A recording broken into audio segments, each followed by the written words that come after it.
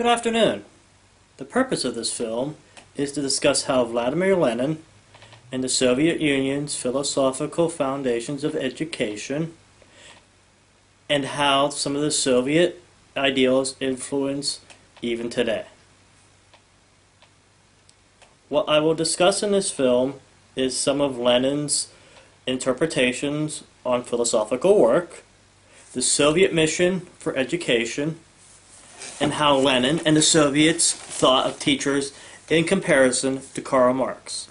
Lenin thought that when it comes to logic and the science of logic, one thing he thought of is that logic is nothing more than the reflection of the objective in the conscience of man. He also believed that truth is a process that passes in development through three states: life, the process of knowledge and technique, and finally the stage of the absolute idea, which is known as the complete truth. Life gives rise to the brain. When it comes to teaching, Lenin believes that teaching dialects, also known as intellectual conversation, can show how opposites can and happen to become identical, and that the human mind should be able to grasp opposite positions and to consider them to be living and conditional, transforming them into one another. Lenin's philosophy when it comes to thought is clear. He believed in knowledge, he believed in thought, and he believed in a good intellectual conversation. When the Soviets took power in 1918, there were only 450 secondary schools, and by the time the 1960s came around, this expanded to almost 3,700. One of the most important things that Lenin wanted to do was to make a literate population, because at the time of the revolution, only 25% of the populace was literate. One of the major goals of the Soviet education system was to make a well-educated citizen, with a combination of content influences from both inside and outside of the school, to make not only a well-balanced and educated worker, but to also have an educated population when it comes to the political process. The population should utilize books, newspapers, as part of the broader education spectrum outside of the school pattern. And as for a secondary part of the education, games, amusement, and even relaxation should be thrown into the process as well. Teachers in the Soviet system were highly praised. This is different than what Marx believed in. Marx believed that teachers were just factory workers and that the students were the output, as per the words of Marx himself. Let us hear what a reasonable facsimile of Marx has to say about that. The students, they were like workers and commodities.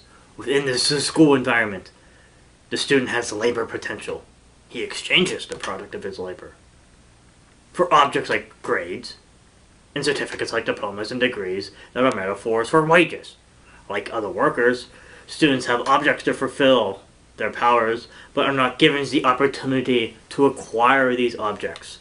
The state needs to give the student workers these objects to help them succeed.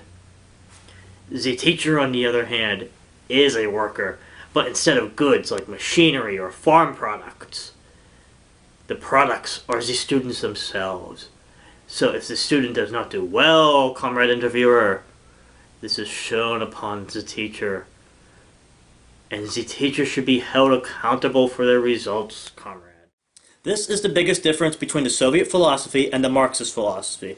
If a teacher in the Soviet system did excellent work, the teacher got the Order of Lenin, which was the highest Soviet civilian honor, or also known as Honored Teachers of the Republic. For the first 15 years of their career, teachers also had to do re-education every 5 years, and that the Soviet teacher education system was under the watch of the Academy of Pedagogical Sciences, which had various sub-academies such as teaching theory and history, a methods academy, alongside 6 other academies such as philosophy and physical education and other things. The most fundamental concept in a Marxist-Leninist education is to work with the mind and to embrace hard work. The biggest goal of Soviet education was to develop compulsorily and free general and polytechnic education for both sexes up to 17 years of age, and for free nurseries and kindergartens for the youngsters.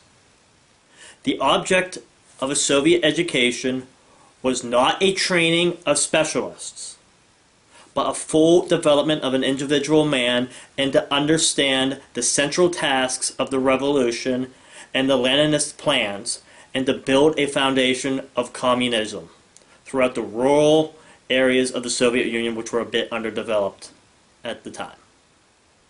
By educating the Party of Workers, Lenin educates the proletariat, which was kind of like what Marx wanted to do. Lenin and the Soviet education system is in some ways very progressive in comparison to today. They respected teachers to the point of giving them the highest honors in the Soviet Union. They wanted every child to have a free education system without worries. This has been Chris Sessoms. Thank you, and have a good day.